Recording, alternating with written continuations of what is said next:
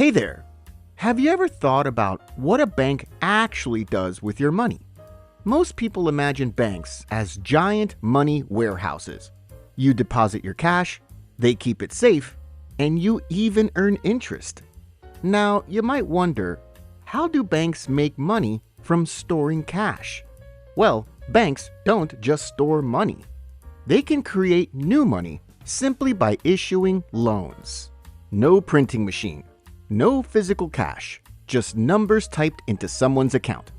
It sounds ridiculous, but this system is the foundation of how modern economies work.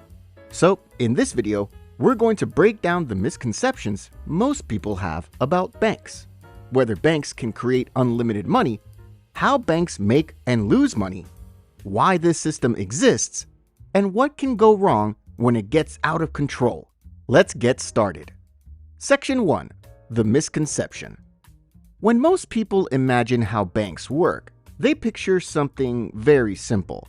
You deposit your money, the bank stores it safely in a big storage box, and when someone else needs a loan, the bank takes part of your deposit and lends it to them. It feels logical. This old story is often linked to the idea of fractional reserve banking, but it is not an accurate description of how banks actually work. So the word fractional means only part, and reserve means the special money that banks use to pay each other.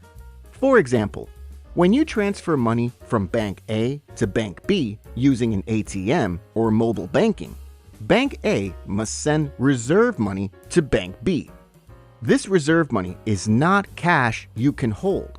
It's a digital balance that only banks and the central bank use. In some systems, physical cash in the vault may count as reserves, but to keep things simple, we'll focus only on central bank reserves. It cannot be used directly for loans, and it never leaves the banking system. Its job is to settle payments between banks. And remember, reserves are money from the central bank for commercial banks, not from your deposits. If banks need reserves, they get them from the central bank or from other banks, not from your deposits. So, fractional reserve banking means a system where banks don't need to hold 100% reserves compared to total deposits. Wait, hold on.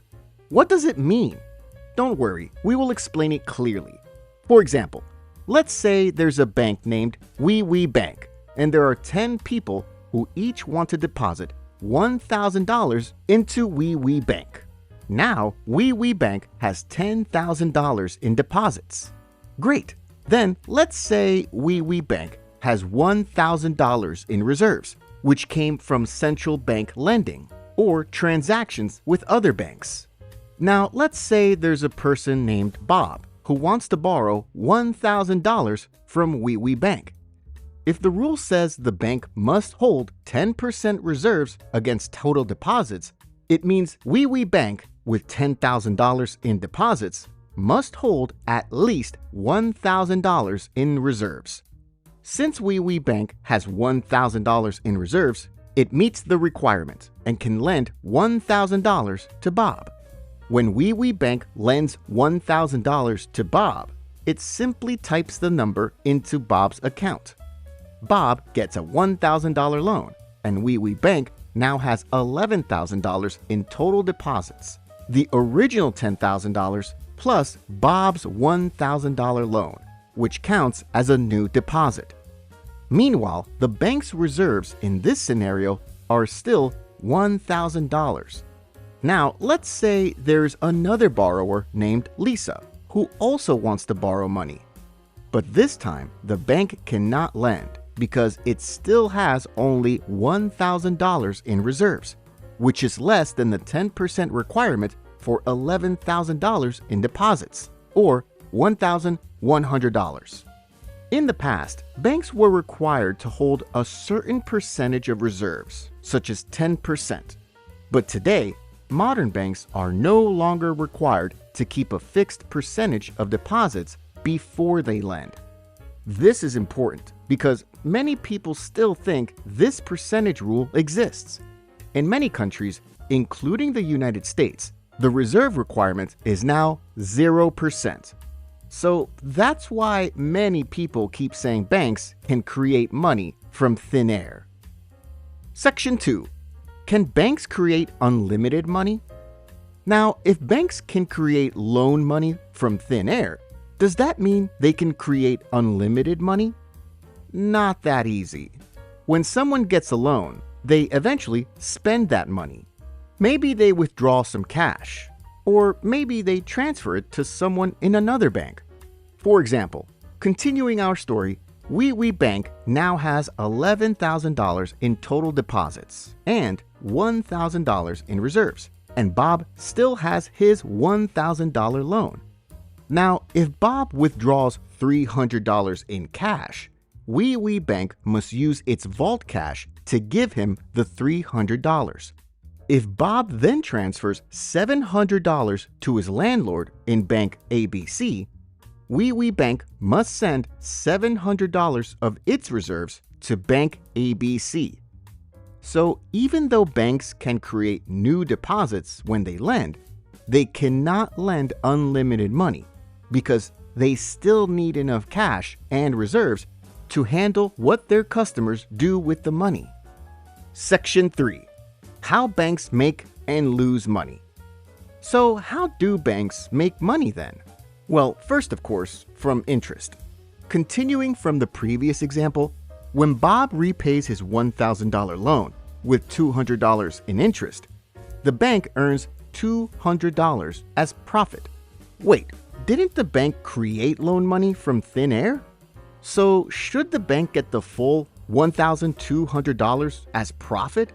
Well, remember, Bob already withdrew $300, which reduced the bank's deposits and its cash, and transferred $700, which moved reserves out of the bank earlier. So the bank already lost that $1,000 earlier, and now gets it back plus interest, which means it only keeps the interest as profit. Apart from loan interest, banks also buy safe assets like government bonds to earn extra profit, which means not all of their cash is just sitting there doing nothing. Now, what if Bob can't repay his loan? In that case, the bank loses the amount Bob already spent, which must be covered using its capital, cash, or reserves. So even though it sounds like unlimited money, banks still need real cash, reserves, and capital to operate. Section 4. Why the system exists. At this point, you might wonder why we even use a system where banks create money. It might feel strange, but it actually exists for a not-so-surprising reason. Modern economies need credit to grow faster. Many businesses take loans to expand faster. Some people need mortgages to buy homes. And governments also borrow money. With this system, banks can lend money faster and in larger amounts without waiting for savings to grow first. Could we do all of this without borrowing?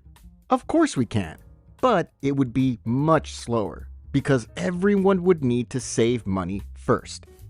But this system also comes with real risks.